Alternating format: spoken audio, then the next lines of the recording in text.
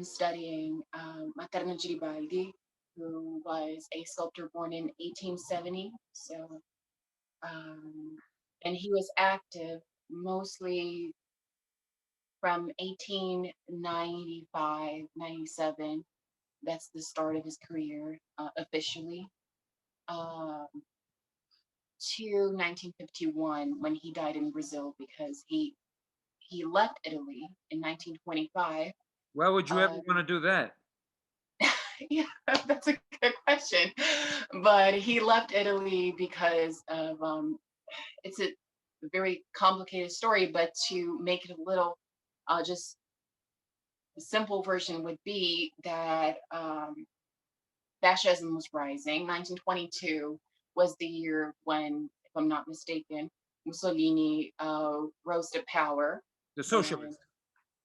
yeah, well, one way or another, he won a contest for a monument to the fallen, to the soldiers that had fallen during the First World War. And it was just, they didn't go through with it. He was publicly humiliated by city council, and his aesthetic and his style, so to speak, wasn't aligned with the values of the new regime. So what happened was he was simply discarded. And after begging for a second chance to prove himself as an artist, he was deemed not a true artist of genius, but only someone who could handle the right tools. Um, A and decorator. so, yeah, mostly that's what he was attributed. So, what he did was there was a lot of international competitions and contests for public monuments in South America, especially Argentina, Brazil, and Peru. So what they did was he thought he would have a better opportunity here, I believe, to get the chance to Be appreciated. realize his big projects. He had several projects that he wanted to have funding for. And it was not his first time attempting something of the sort. And so when he came here in 1925, they published this small booklet, which was titled "The Symbology of the Japhet, the Monument to the Japhet Family." His views on death and transcendence and glory, all of these things are very, very similar to what Leonardo Bistolfi was doing, the most prominent symbolist sculptor in Italy. Yeah. He was much known for his funerary works, where he reinterpreted death as in a very particular way. And I believe that Garibaldi was closely affiliated with Bistolfi. He stated that there was this sentence, actually two sentences, uh, that guided the entire conception for the monument. And the first sentence actually comes from the second letter to the Corinthians. His idea is that, well, the souls that these other souls that receive the deceased in this new stage, they're jubilant, they're happy to receive the newcomer because it's a new stage of renovation, of renewal, of um, ascendance in terms of purification. So, and I guess as purification is the key word here.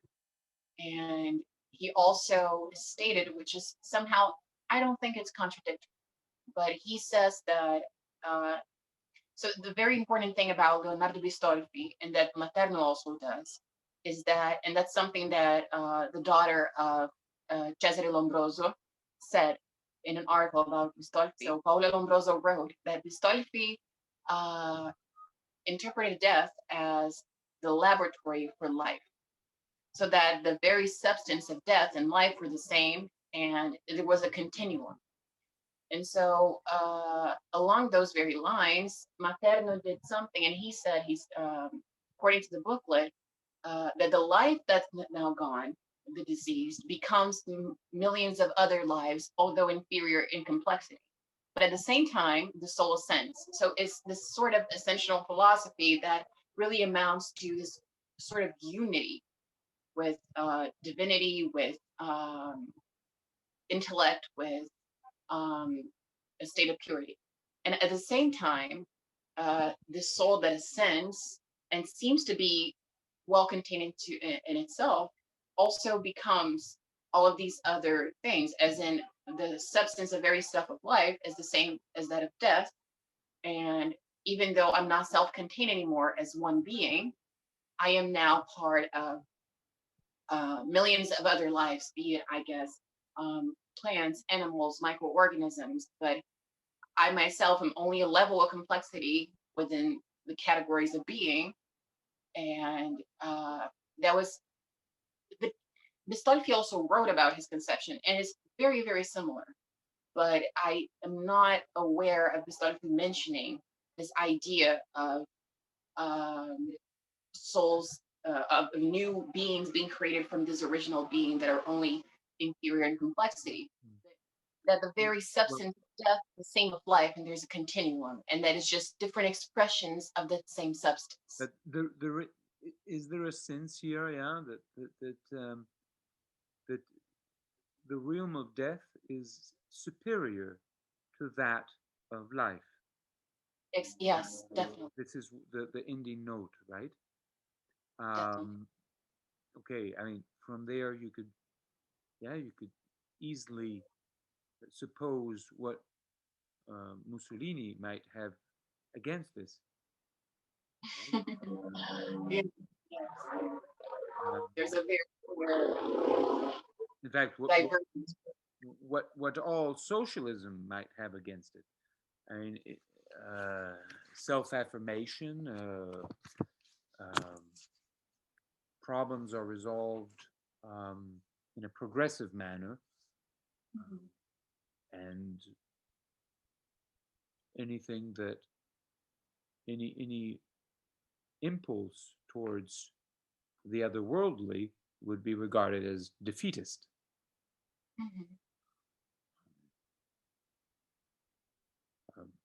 But okay, let us, without further ado, go back to the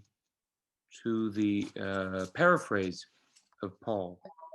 Resurgo et adsurgo di claritate in claritate. Okay. The second comes from, I thought it was the first. The second part comes from the second letter, chapter 3, and it's.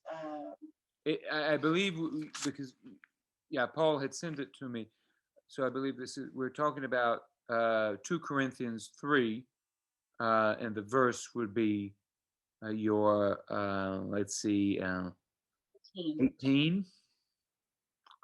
Am I right? Exactly.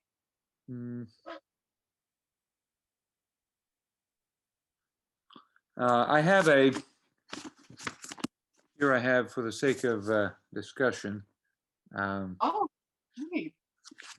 new revised standard version, which is probably old by now. But I will read at 17. Now the Lord is the Spirit. That's pneuma, yeah.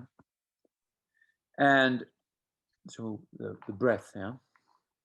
And where the Spirit of the Lord is, there is freedom. Eleutheria. So, yeah, the Greek, yeah. And all of us with unveiled faces, yeah, seeing the glory of the Lord as though reflected in a mirror, are being transformed into the same image from one degree of glory to another. Exactly. And the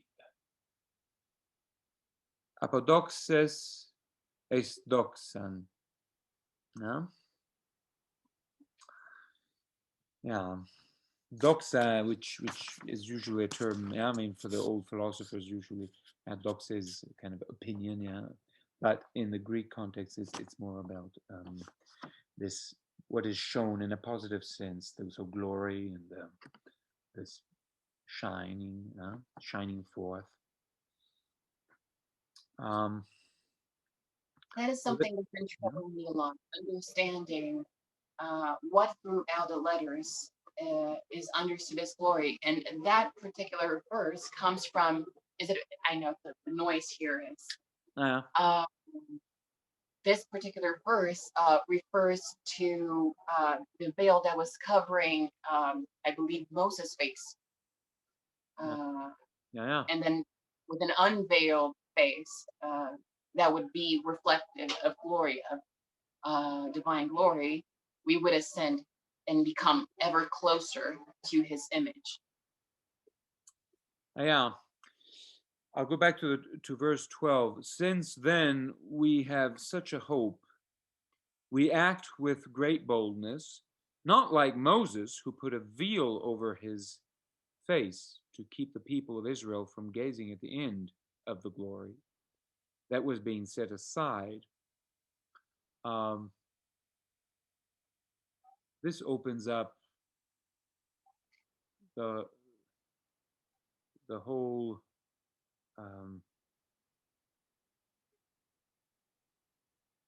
distinction between, in fact, the essence of what Paul is up to. It seems to me. Yeah. So now it is a question of gazing at the end of the glory. Yeah. But their minds were hardened. Well, first of all, Moses, yeah, he's covering up what? You could speak in now in Paul's terms, yeah, the secret of the law. Yeah. There's a veil over his face. I mean, it is the law that is being shown. Yeah. It is not so much the spirit of the law that is being shown. It is being hidden so that it may be discovered. Mm-hmm. But their minds were hardened, well, because, I mean, as you get used to just looking at the law and the truth of the law being hidden behind it, there is a tendency, through habituation, to sort of remain fixed on the surface. Indeed, to this very day, when they hear the reading of the Old Covenant, that same veil is still there. Discretion. Since hiding, in a good sense. I mean, you hide to treasures, since only in Christ it is set aside. Aha, logos. Indeed, to this, the secret of the law. Indeed, to this very day, whenever Moses is read, a veil lies over their minds because they've been hardened, because they've been fixed on the law, and they somehow, it has somehow, this law has been eclipsing that which it was meant to show. But when one turns to the Lord, the Logos, the veil, the living truth about the law, the veil is removed. Yeah. If you're looking behind the door, you see, and the door is not there, it's behind you. Now the Lord is a spirit, the spirit of that law that is within it. And where the spirit of the Lord is, there is freedom. Yeah. Now I'm no longer subject to the law because I'm inside, and that's where I breathe. I am in the belly of the law. And all of us with unveiled faces, of course, because now we're inside, we are sort of hidden within the law. We're not looking at it, at truth through the law anymore, but we're right into it. Seeing the glory of the Lord as through, and this is a key, as through, as though reflected in a mirror. Now, probably the most well-known reference to mirrors, which, first of all, the mirror, is this, it's not in glass, it is metal in the ancient world. It's polished metal, so it is a bit dark. It's not very bright. Certainly not like the cameras and these images that we have on the screen. So already to say that we're looking in the dark, I mean in the mirror, yeah, is, and mirror itself, the term in Greek suggests that it is what you look into. It suggests that you're looking into something dark. The well-known, as I was about to say, passage is the one where Paul says something to the effect that, and it's in Corinthian as well, but earlier, where he says that for right now we're looking in this dark mirror, shall we say, and then later we'll be seeing face to face.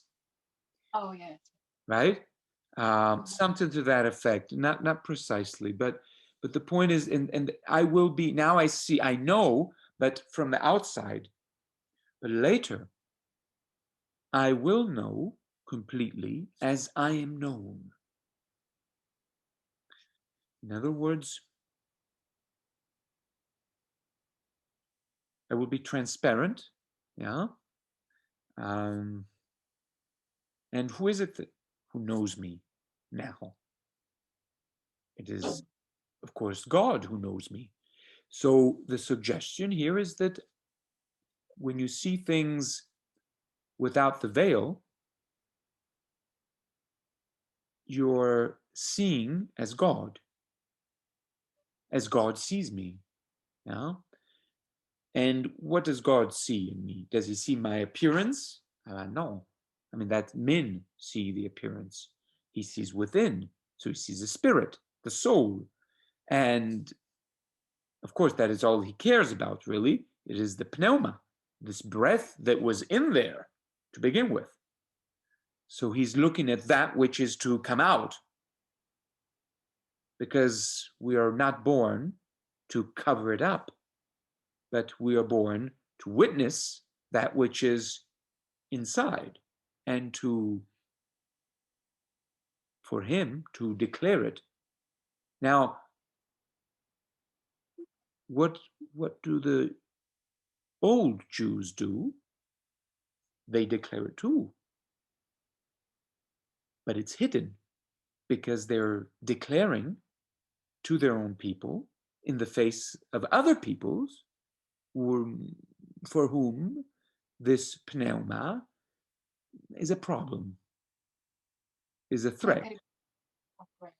The spirit, yeah, which is here rendered as spirit, yeah, this breath, this truth about, this living truth about the law is a problem. And it's not power, yeah? It's not what you can do with a law. So, I mean, if you go to Sodom and Gomorrah, they'll have a problem with this. And we know from the Hebrew Bible that the Hebrews were not in the business of trying to convert the citizens of Sodom and Gomorrah. They were rather in the business of, if possible, of sort of finding their own space, and if not, leaving. Because there's no intention, there is no, there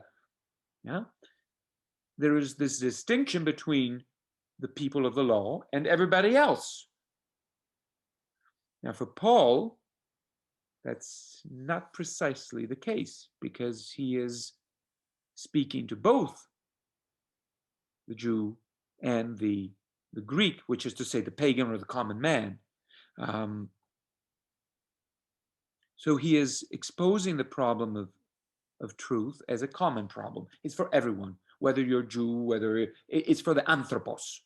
And this is in the face of, it's the language he writes in Greek, of course. It is for the anthropos, for the human. When you use the word, I'm sorry for interrupting. When you use the word law, you're referring to, I guess, the teachings that he's transmitting as an apostle, correct or not? Apostle, of course, is okay. Yeah, continue. I mean, no, the law is the law of It is the divine law. I mean, it is authority.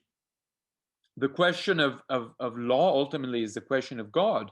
Uh, this, yeah, the sacred law. Mhm. It is a door. It is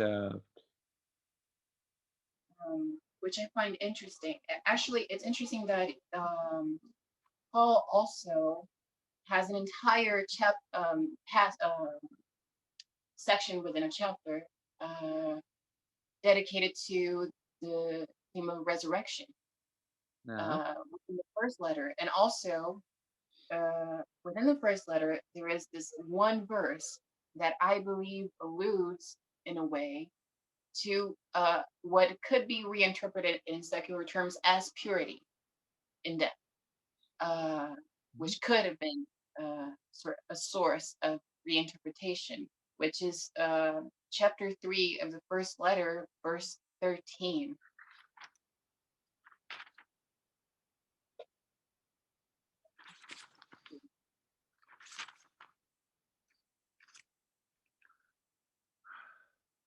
So 1 Corinthians 3:13. Is that what you say?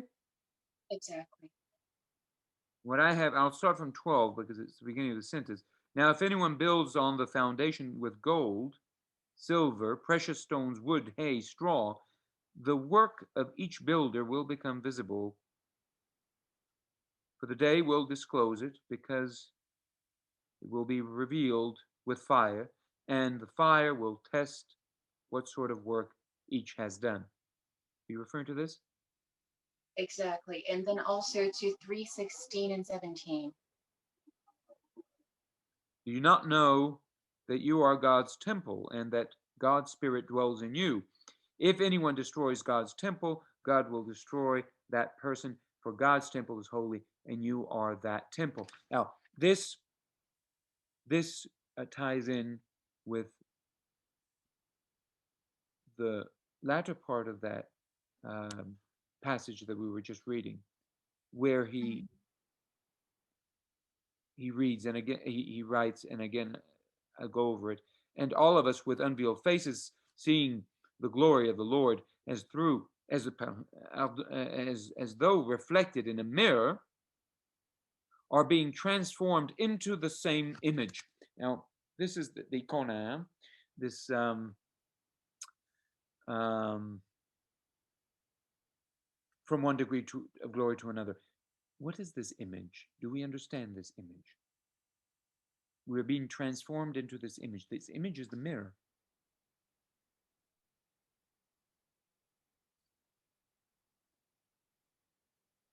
As though reflected in a mirror. And what is this mirror?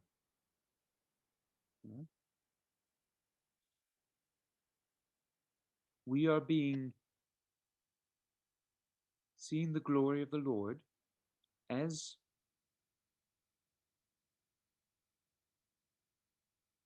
through, as though reflected in a mirror. We're being transformed into the same image from one degree to another. Again, apodoxis is doxa. And it's icona, yeah? This icon, you could say, yeah? Mhm. In this same icon.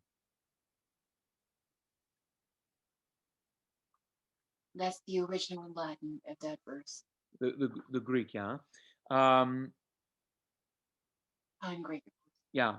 Uh, just now we were referring to this, you are the temple. Huh? So now the law is not something anymore that is outside. When you are unveiled, you know, you are that law Mhm. as an image that reflects the spirit. Um, now,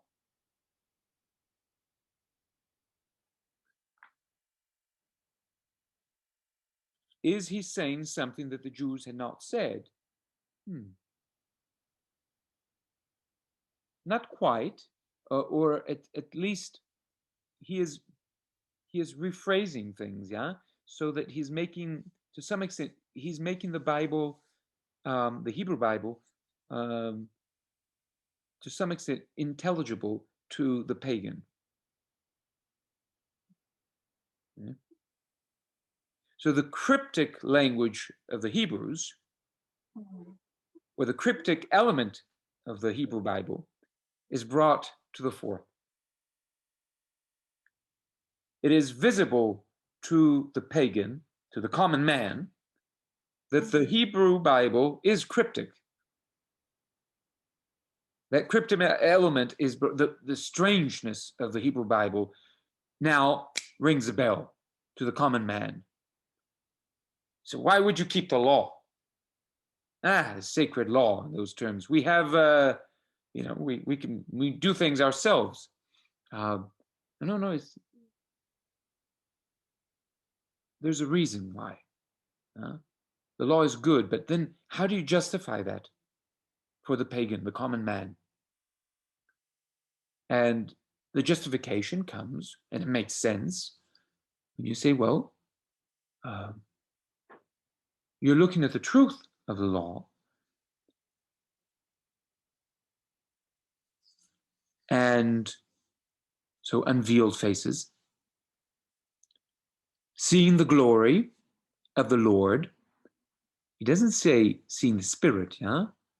It is some shine, the shine, yeah? As though reflected in a mirror. We're being transformed into that mirror, if I may say so,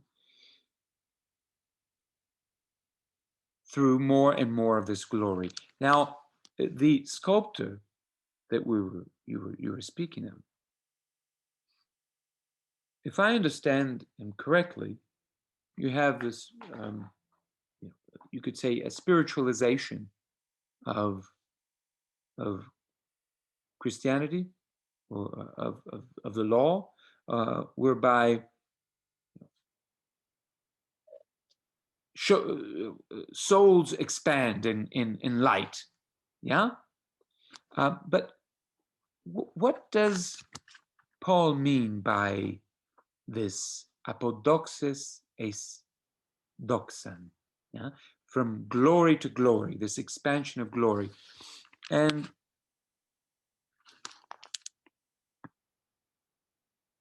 if you go to 4:16, he offers a key to understand it, where he says, so we do not lose heart, even though our outer nature is wasting away, our inner nature is being renewed day by day. For the slight momentary affliction is preparing us for an eternal weight of glory beyond all measure, because we look not at what can be seen, but at what cannot be seen. For what can be seen is temporary, but what cannot be seen is eternal.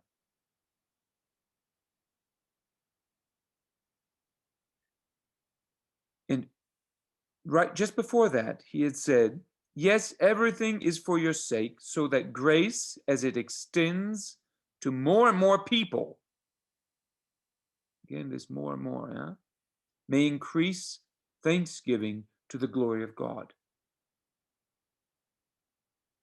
So there is this movement of expansion, of glory, not of truth, huh? Let's be clear about this, of glory, of light. Yeah, but this is tied into what he said. For while we live, we are always being given given up to death for Jesus' sake, so that the life of Jesus may be made visible in our mortal flesh. And now he's speaking about essentially a community, who live in his presence. And so again, yes, everything is for your sake, so that grace, as it extends to more and more people, may increase thanksgiving to the glory of God. If you bring the Hebrew Bible to the pagans, expansion, that's not in order to glorify ourselves. but so that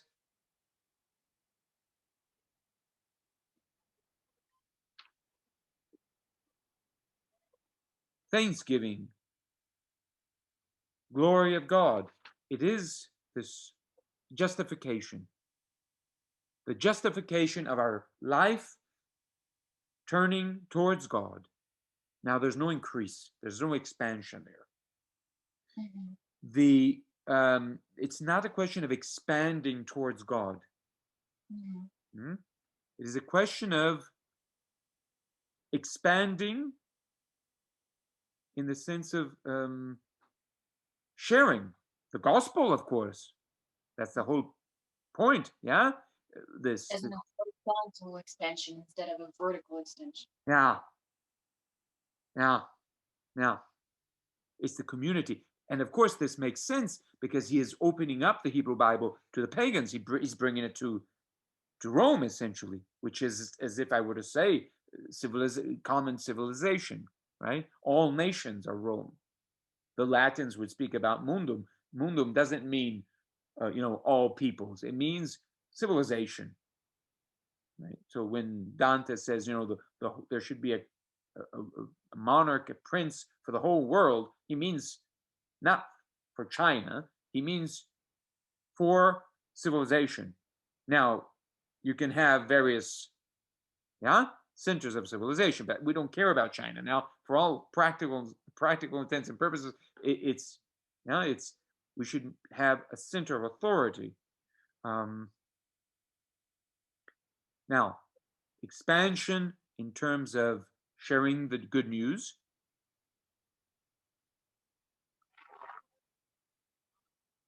so that we may all recognize the legitimacy, the justice, the eminent justice of the path of the law. It makes sense now, and not see it in its corrupt condition, where our minds have become dull and we're just stuck on the surface, right? He's saying, no, no, there is a sense in which this made sense. He will say later at some point, the law is good, but I'm not speaking only to Jews. I'm speaking to the anthropos. So we have this expansion. Now, that's wonderful. As far as the vertical dimension is concerned, he has already expressed himself earlier. If I can find he has here, if you go back to 1 Corinthians 12,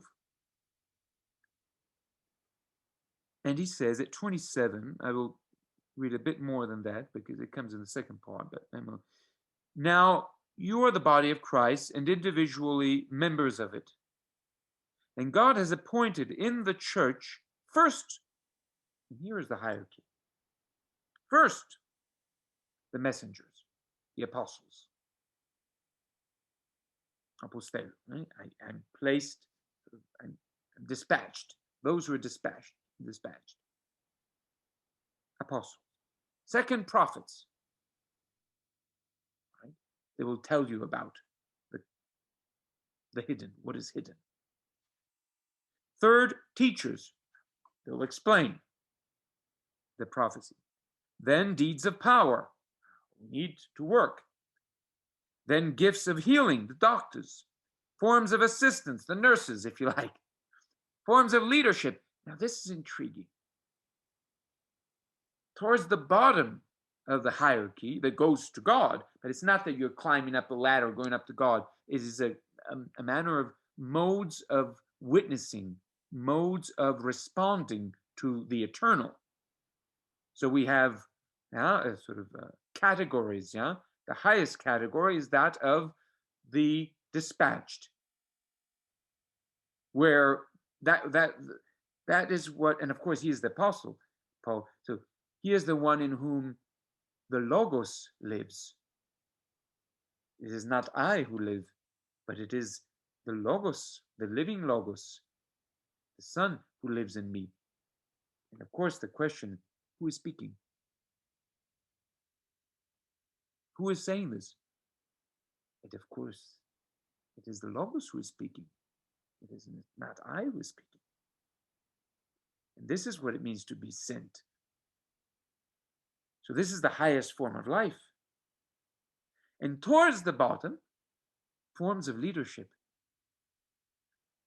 The presidents, the ministers, government is towards the bottom.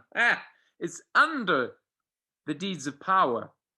So under soldiers and anybody who is, who builds, and the gifts of healing, okay, fix it up, the doctors, and then after that, the assistants to the doctors, and after that, at the bottom, forms of leadership in various kinds of tongues, interpreters, maybe diplomats, even lower. So the worldly, that which is closer to the worldly, and that which is helping the higher form of life. At least if you're even a bricklayer can builds the house for the apostle, it's worth more than the leader, the forms of leadership. This is intriguing. So he says very kind. Are all apostles? Are all prophets? Are all teachers? Do all work miracles? Do all possess gifts of healing? Do all speak in tongues? Do all interpret? Of course not. But strive for the greatest gifts, and I will show you a still more excellent way. So, vertically speaking, there is not an ascent to God, an infinite expansion.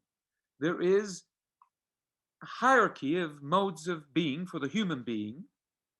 Yeah? You can aspire to being an apostle, and that ultimately will mean that it is not I who is speaking and who is living, it is the pneuma, this breath, the divine breath that is speaking.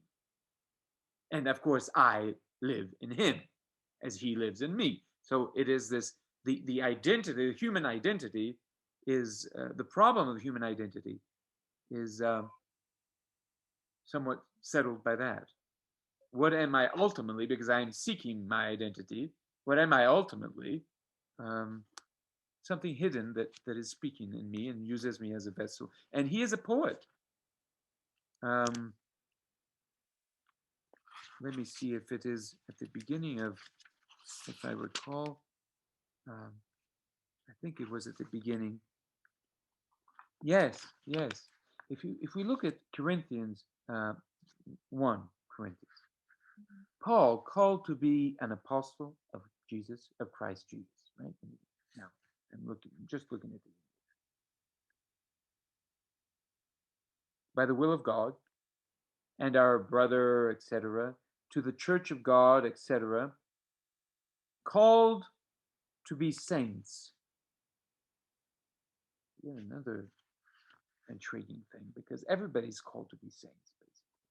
It's not a church where, as in these imposters in if you I'm reading this Brothers Karamazov for my daughter, and so it's in my head. But I mean, you have this foolish account of Christianity, on account of which there's only maybe 2 saints in the world, and the rest is all fake. No, he says, they're all called to be saints, together with all those who in every place call on the name of our Lord Jesus Christ. So if you're not called to be saints, and here it's many who are called to be saints, at the very least, you call on the name, nomos also. But here, I would say that there is really a sense in which this gives us something to think about when we speak about poetry, divine poetry. Who is this speaker who is actually the divine voice that is speaking in man? Mm-hmm. And you know that the in the Middle Ages they would refer to Paul as the chosen poet. Dante speaks of him as the vas d'elezione. So he's the chosen poet, vas, and that. He was a poet. You mentioned Dante, and what is curious is that the second part of the book includes a section of an article that was published short after the inauguration of the monument, and the author that was asked to visit the monument and write about it, uh, mentions a passage by Dante, and I think it would be interesting to bring it up. Let me just find it one second. 30th uh, canto of Paradise. Yeah. Of Uh, Paradise? exactly. Of the Noi siamo garden. usciti fuori del maggior corpo al cielo che pura luce. Luce intellettual, piena d'amore, amor di vero ben, pien di letizia, letizia che trascende ogni dolzore. Yeah. Yeah. Okay. And I'm trying to connect the dots between. Yes, yes, yes. Now in Dante, what is happening in Dante?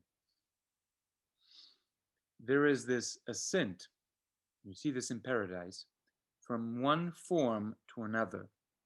And the idea is that you go up to the highest form and say, well, that's God. But as it turns out, at every stage, there is, in a way, it is a challenge, which is in Latin, it also means temptation, right? So you can look at it too, in one way as a temptation. And the temptation side is to, has to do with the danger of mistaking that form for your terminus ad quem, the end, where you're heading for. That's not the end. So it's sweet, it's wonderful, and yet he says no.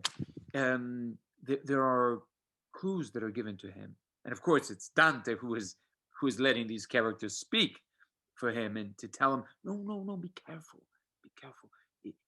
Don't settle for it. It's beautiful. It's yes, marvelous, but no. More is waiting for you. And then he gets more, something even more beautiful. And he says, I'm there. No, something's wrong. So if you look at Michelangelo's final judgment, in the Sistine Chapel, there is paradise on top. There's a sky. I won't get into what is happening on the bottom. It's a quite rich story there that is being told. And as a matter of fact, Michelangelo was a student of Dante. So you could see the whole final judgment as an interpretation, but also an account of the comedy, as a matter of fact. But if you go on in the paradise, you don't see only little angels who are all singing and flying. No, there's all kinds of trouble going on. There's debates. There's people who are kissing on one side and worried, and others who are debating, and especially on one side, then because there's the two sides. It's the heroes of the ancient, the Hebrew Bible, and then the heroes of paganism, just as in Dante. We have the two. And of course, the idea here is that the two are articulated together into this secret that is being cryptically shown. So it's how do you deal with these two? And this is the main message. The message is not a law. The message is a way of life. The message is the path. Now we have to try to engage and return to this mystery and live through it and live this mystery of these two elements. Okay, but now Dante, he goes from one form to another. It's never settled. So even in paradise, you don't have, it's la la la la la, you dream and no more problem, no more, no, it's packed with problems. Thomas Aquinas, some people think, okay, Aquinas is going towards heaven, and in heaven all problem of virtue is out of the window. Who needs virtue, pagan virtue? And yet he says, no, specifically, you retain justice. The virtue of justice is retained in the heavens,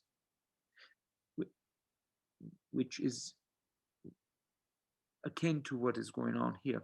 Now, Dante is moving from one form, magnificent, beautiful, sublime. Okay, he's not going for the sublime.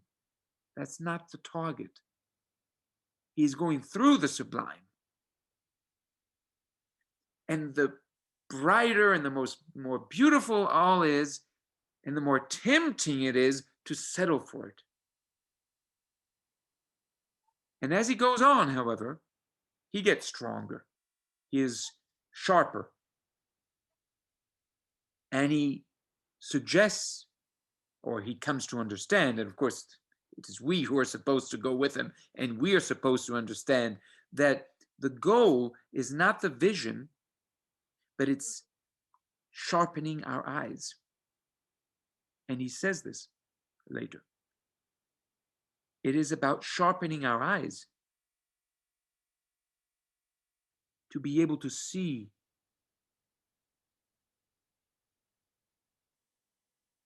with better focus. Ultimately, at the end of the ascent, he reaches into this wonderful, beautiful, sublime, all right, image. I can't even tell you how beautiful it is. And then I look inside and there's something hidden in there. What is that? These three little lights. Oh, the Trinity. Ooh la la, psychedelic. And then you look, but there's something hidden in there, a little thing there. What is that? A little man. Holy, it's me. It's the human being that is hidden in there. Now, this doesn't mean that, oh boy, it was all a dream and I made it up, and actually I am the source of everything. It is about, and this is the whole problem of the comedy, by the way, in the Inferno, it's not the problem, the infera, the underworld, which is none other than the rest, by the way. But it's not, the problem is not what people do, because there are all kinds of people who don't deserve being wherever they are. But where they are, that's what matters.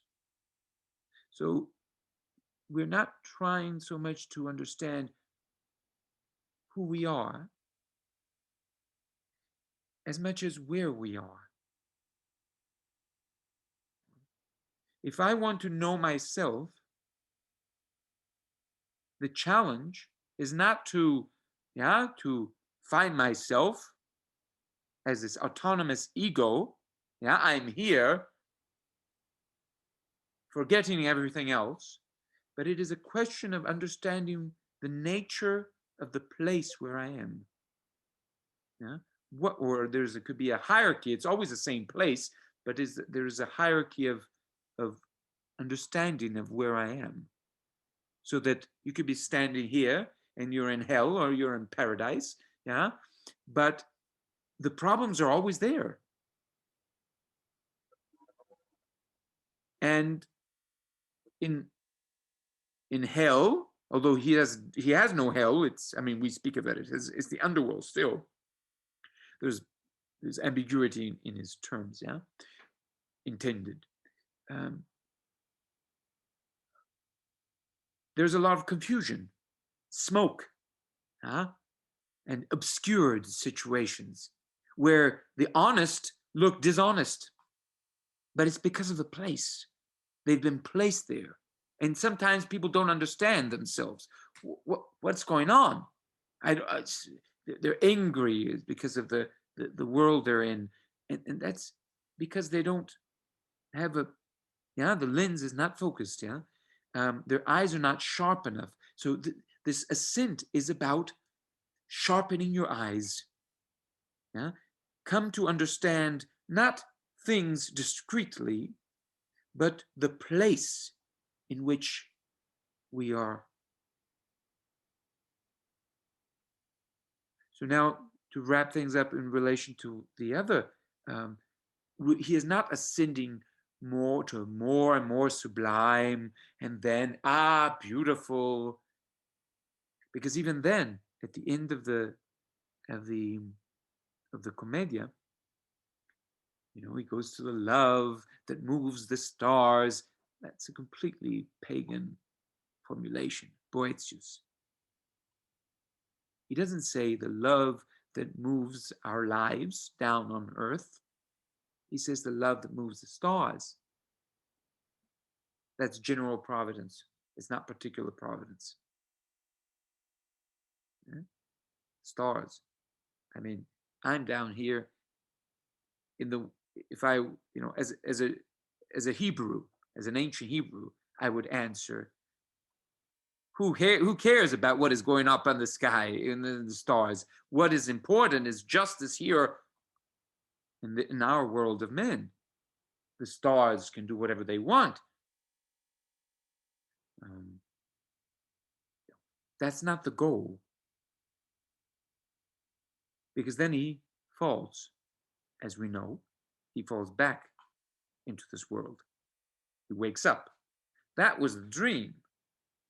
Going to the stars, and everything is beautiful up there in the stars. So he hasn't resolved any problem, but he has sharpened our eyes. And now he has educated us, if we have followed the path, the education process, the course, as it were. Yeah. And we didn't skip any class, and we did our homework. And now our eyes are sharper. We see where we stand.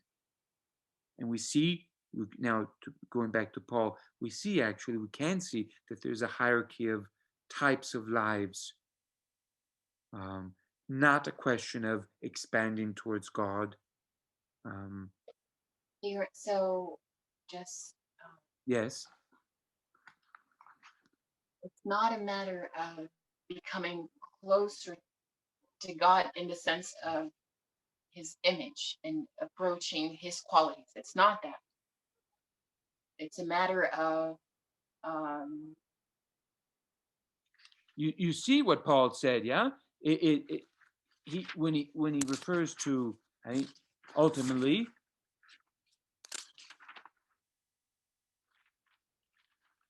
well, I can paraphrase, yeah, but for what can be seen as temporary, but what cannot be seen as eternal, and again, may increase thanksgiving to the glory of God.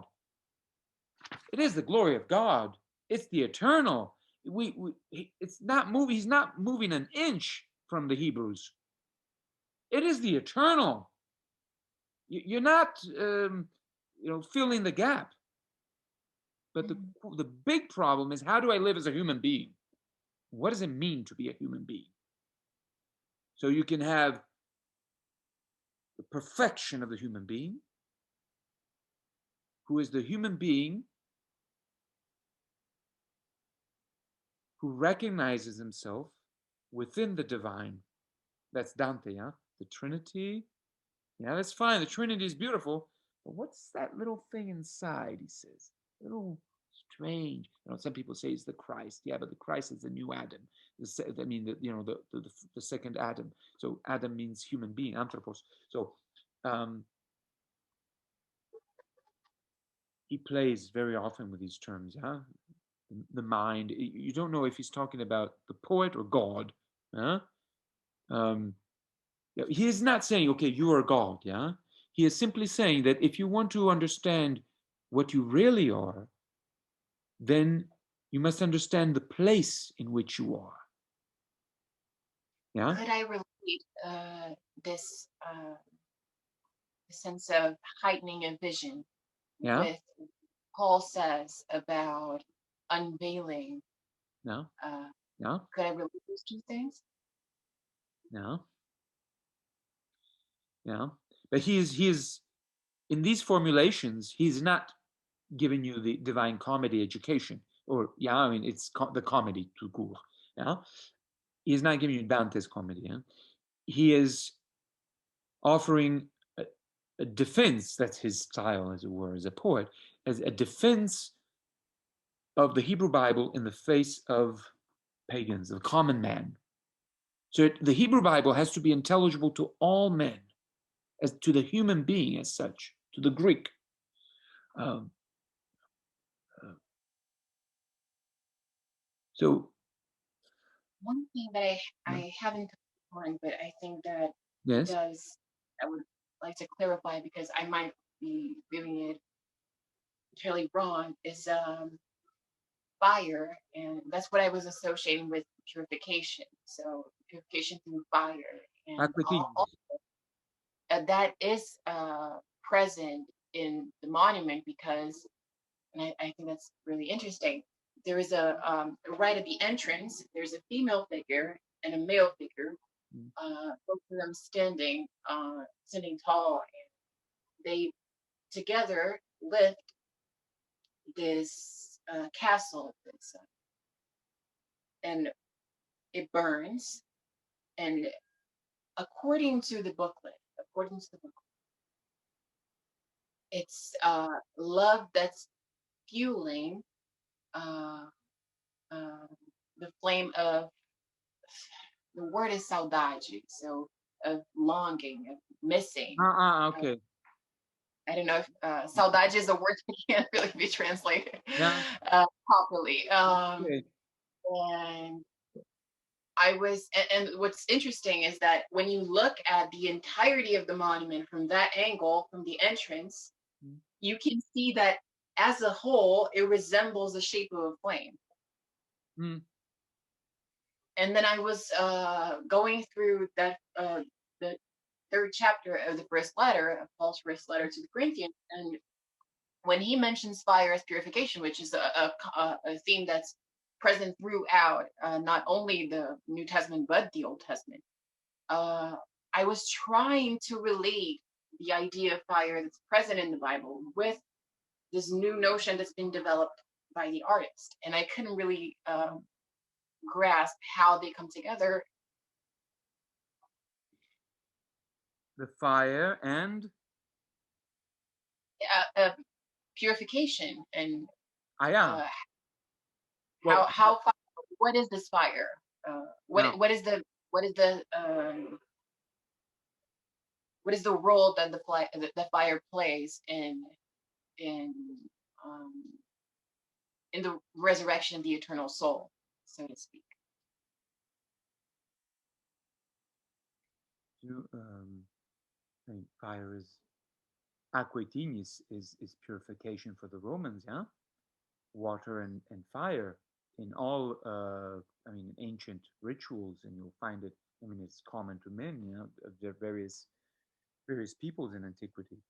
So fire is clearly understood as purifying. To return to the image of the Last Judgment in Michelangelo, at the bottom and the center, you have purgatory, the hill, and you have a man seen from the back, and he is stretching out and he's jumping into the fire. That's the fire of purgation, the fire of uh, cleaning yourself, of course. Which is actually interesting because Paul, there is I can't remember the exact verse or the precise moment in the letter, but there is an instance where he is reporting something that happened among the Corinthians, and he prays that, or uh, he expresses his deliberation that this person should, and he hopes that they are taken by Satan to be burned and purified. So, as in Satan also uh, serving a function of purification in this case. And I thought that was interesting. As an agent, the fire that he would be subject to in hell would actually be to his benefit ultimately.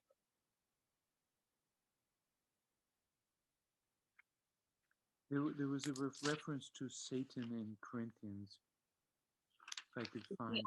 It's the only instance I believe throughout the letters where he Yeah, uh, yeah, also, but yeah, there are obviously other references, but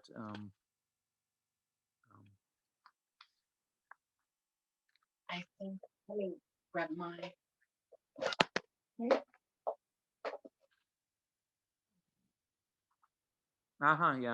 Okay. Dante? Now, and something I had in mind.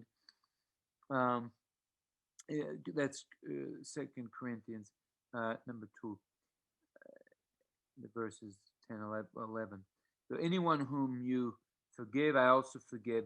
What I have forgiven, if I have forgiven anything, has been for your sake in the presence of Christ. Christ is, I think, usually spoken of with respect to presence. Yeah? It is what is present. Now, the presence of God. When God makes himself present, that's a big question. You know? What is it to be present? And we do this so that we may not be outwitted by Satan, for we are not ignorant of his designs. So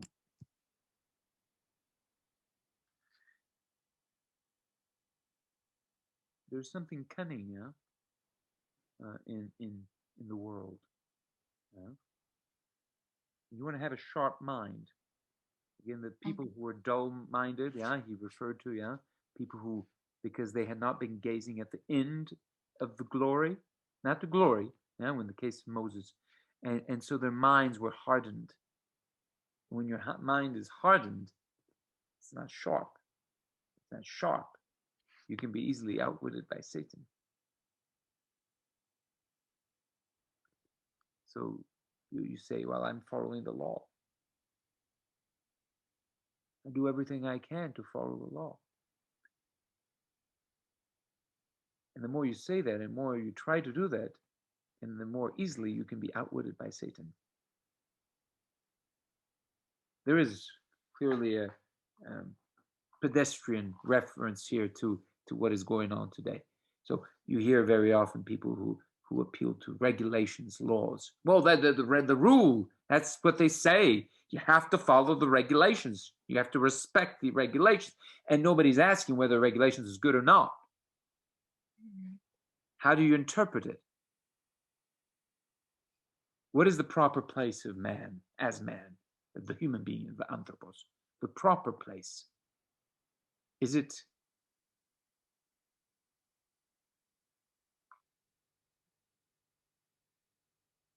in a circus of regulations? Or is it elsewhere, as it were? We have to understand where we stand. Let us understand where we stand. But you look through the telescope and you see the stars out there, you see the universe and it's infinite and you're lost. That's not the way Paul approaches the question, of course, or the ancients for that matter. This is not about understanding where you are. It's about forgetting where you are. It's about alienation. It's about escapism. So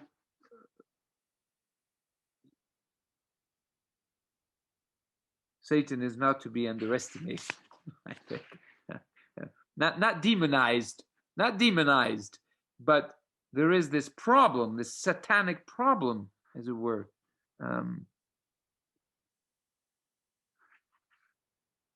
He has spoken of the punishment, this punishment of the majority. Anyway, people who remain on the surface of things, perhaps it would be helpful to, on this question of the surface, to look back at this key distinction, Greeks and Jews. Let me try reading this passage from 1 Corinthians, 1, or the first chapter, shall we say. Where is the one who is wise?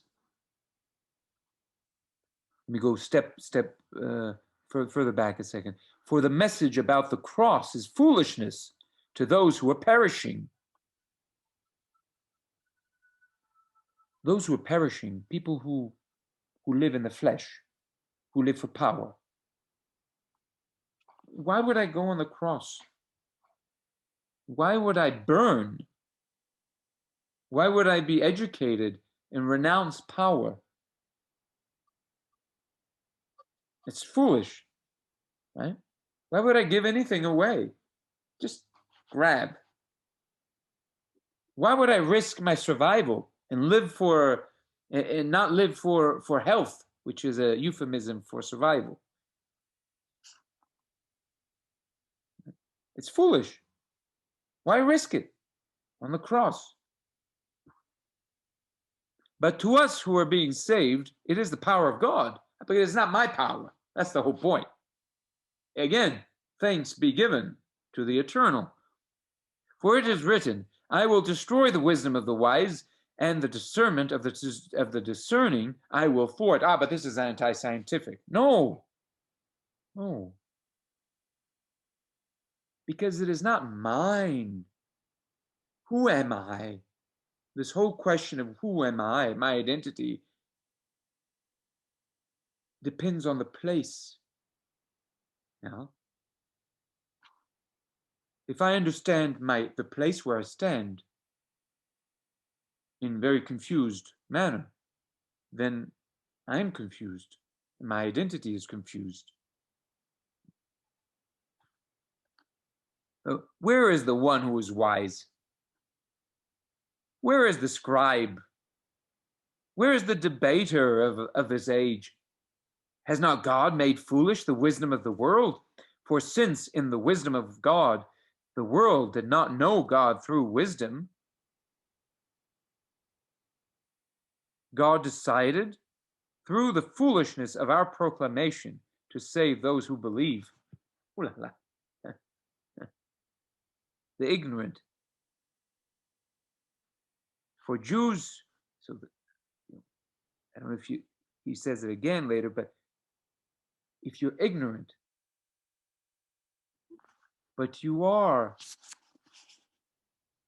open to wisdom, that is much better than to accumulate a la Faust, in a Faustian manner. Great, I know so many things. And then what do you really know? You're a piece of nothing. You die tomorrow, and what have you accomplished?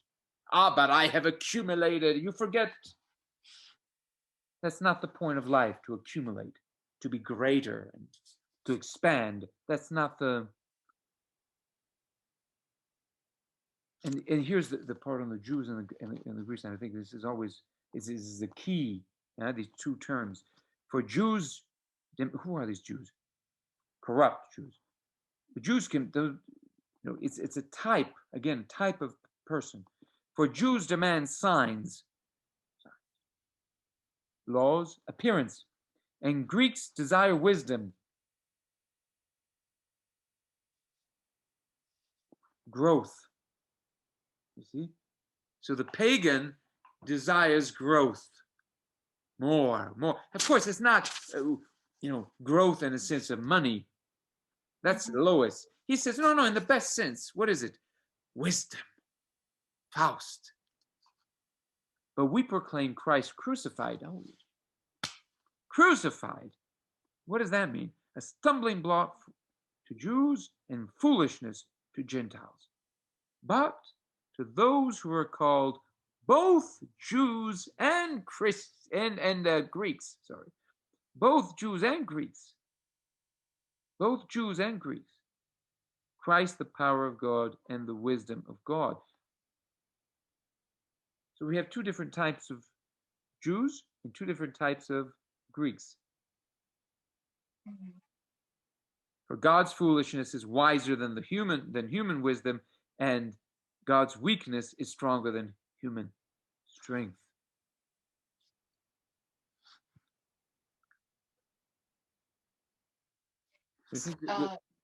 What is the that might seem to me it's not a simple question, but how does Christ crucified opposes itself to the idea of the pagan of growth? I mean, of course, resignation and resignation. I don't know, huh? That's Stoic. Oh, resignation. That's Stoic. or neo-Stoic even. Yeah. How could how should that's the question, I guess. Uh, how should we what should we strive for, or should we strive at all for something? Yeah, but Paul not. preach. Yes, yeah, yeah. Strive, yeah.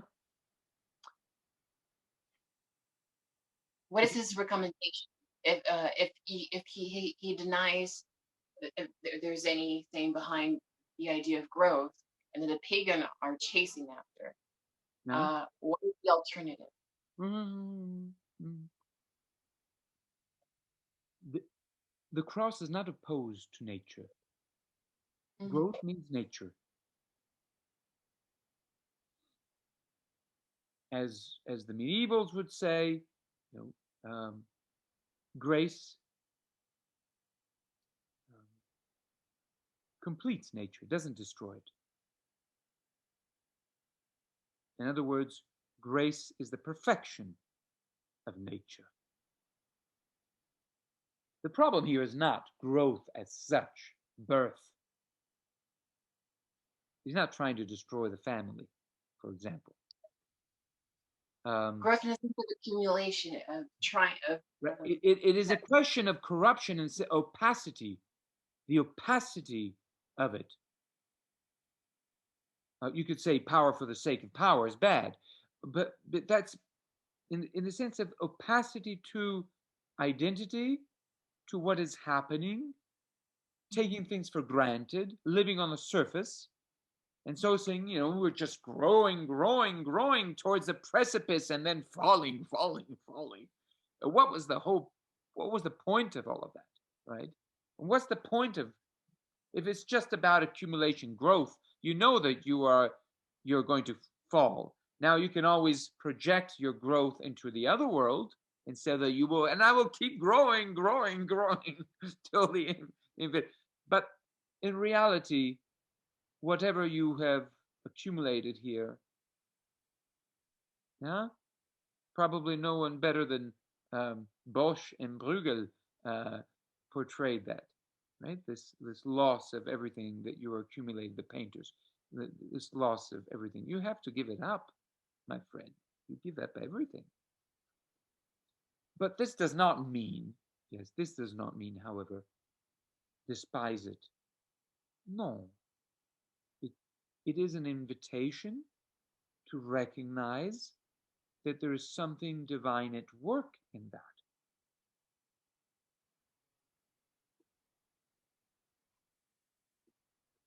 We are invited to sharpen our vision and to see past the appearances. These Greeks, these Jews who were only were demanding signs, where does the law say that? The law doesn't, forget about the regulation now. That's not the point. Oh, but there's the regulations. The president did not say that that was okay. He said that we're not, where there is a lockdown and you cannot go out after 6 o'clock. You know, that's not the point. And then on the other hand, the Greeks. Yes, but let's talk about it, and let's huh? What about this book? Did you read that book? What about the other book? You know that in this other book, and I mean, this. I referred another the other day was in a video to Umberto Eco, who's a typical sophist, and he was accumulating all kinds of things, and for him, it's a life is a labyrinth of words. And as I learned when I was in high school back in Italy, um, he had the habit of collecting all the theses from the students, the works from the students, and to use them. So this is illicitly, but in Italy, the university environment was a bit of a mafia. So you could do anything. If you're the big professor, you could do even more than anything. So you just collect the papers that he preferred, and then he made a book under his name. So that's what he was plagiarism, of course. But it's the art. You know, in the same vein, the artist can do anything. You know, Foucault would go to America, the French intellectual, and he will be big, and he will say the first thing he would ask when he landed. He would be met by these academics. He would ask, "Where is my garçon?" Um, which is to say that every time he had to have a different boy to have his, yeah. So I mean, this is the corruption of the intellectual, of the Greek. Yeah, in Greek, in the sense of the common intellectual. This is the power. This is the wisdom. This is a farce. It's still a life on the surface. It's still a life on the surface. So on the surface, you say? Yeah. Yeah, it's superficial. It's idiotic, even. It's superficial. So both of them are living on the surface. Where are the regulations? And those who instead say, no, but it's the wisdom that I'm interested in. This, So that's something that's been troubling me, and it's a little off topic, but I really do need to ask you: is divine law and logos the same thing, or do they differ, or is one the expression of the other? in very simple terms, ultimately, divine law is the Father, and the divine Logos, is the Son. And the two are, and as Vico used to emphasize it, um, the law is like a name.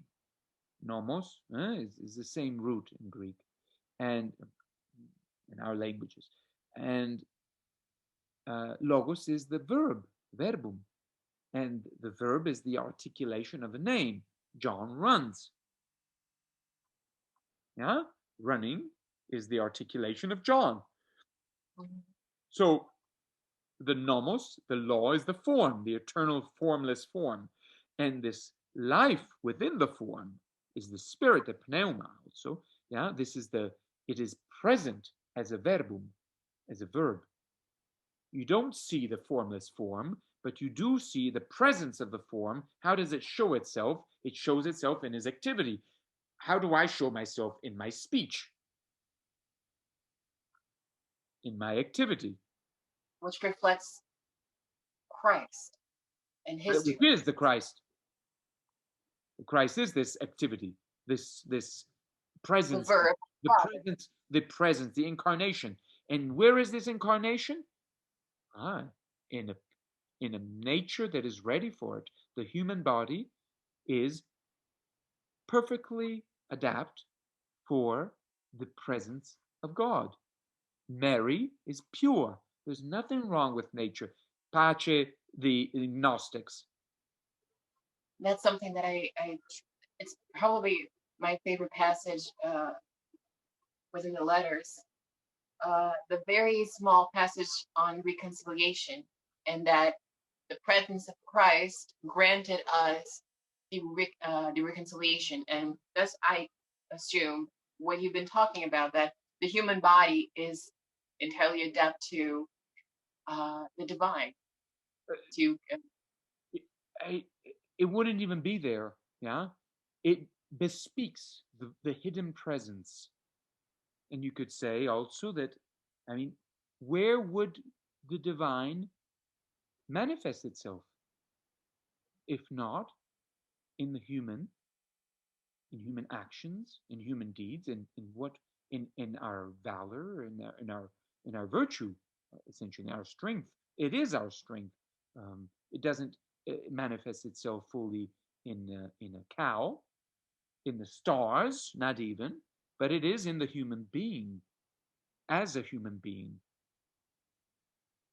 Uh, so ultimately, you could say that that yes, I mean the human being somehow comes to be the divine because it is the place where the divine is present, makes itself present. Marco, I don't want to take more of your time, but I really do want to ask you something. All right. Sacred script, well, scripture. Um, does it any? Is there any passage that would help us understand whether? I'm very fascinated by this understanding of human nature as a dichotomy between animal and angel, but I've never quite understood how that would be reflected in scripture in terms of, well, this idea of being part angel and part animal uh, as constituents of human nature. Is that present anywhere in scripture, or is that a reinterpretation or something that is of pagan origin?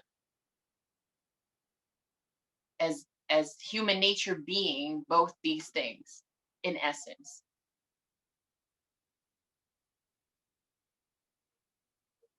Should we say that we are a combination of the two, or that there is an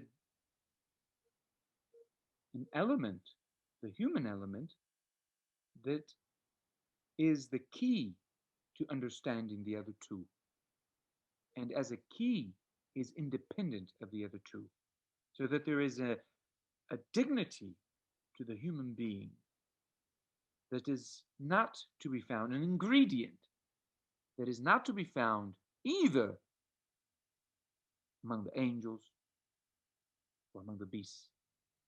So something else. We don't have, the two together. This is a bit Machiavellian, You have the good and the evil to make man. And we need both ingredients. And yeah, I think it's a very modern thing, yeah. But there's an author, Pico della Mirandola, in the Renaissance, who worked a lot on this. Should be publishing a piece in French, though. Well, okay, but where I defend him against those who say, well, for Pico, there is, I mean, they turn him into a postmodernist for whom, the human being could be anything. You just choose what you are. Yeah, that is not what Pico is saying. He is defending the unique dignity of the human being, who is between the high and the low. This we know, and we can say that we are capable of wonderful things, and we're capable of horrible things, beastly, worse. But there's something beautiful about the middle that you don't find. This is sort of this middle, this measure, the middle that is everything for the classics. It's great, and they're always defending the middle. Whether it's Aristotle or Dante, who starts with the middle, and the whole Renaissance, by the way, was about that. Now, you ask about scriptures, but Adam is placed in the middle, and it is he who is in the image of God. What better image? I mean,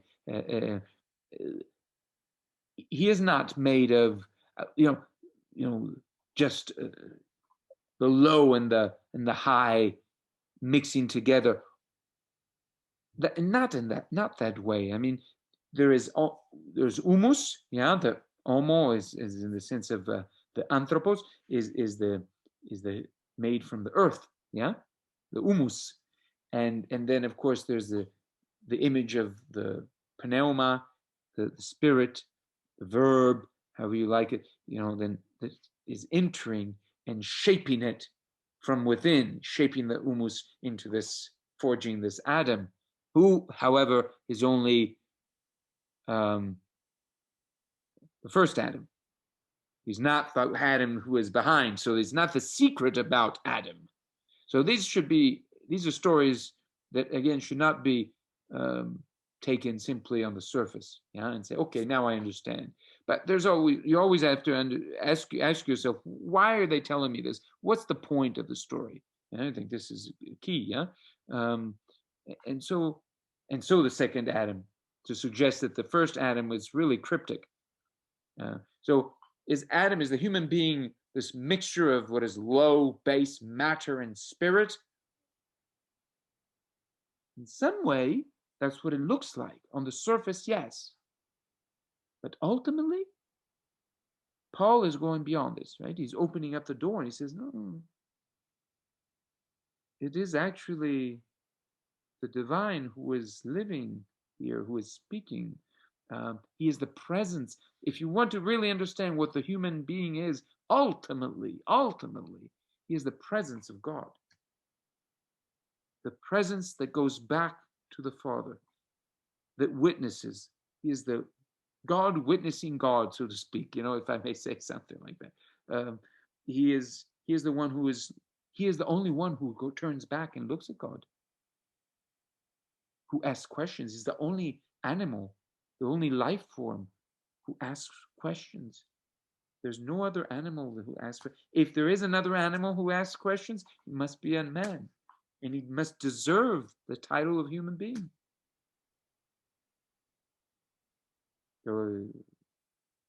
Where does Scripture invite us to recognize that dignity? Everywhere. I think I would have to say everywhere. The dignity of the human, which is not an autonomous human being who builds on his, this Tower of Babel is just a foolish dream. I build in autonomy. No, it's not autonomy. He is the man who, the animal who turns back and turns into a question mark. I am the question mark. I am that cryptic problem. The human being, you are that problem. That problem, and at the heart of that problem, who? God speaks.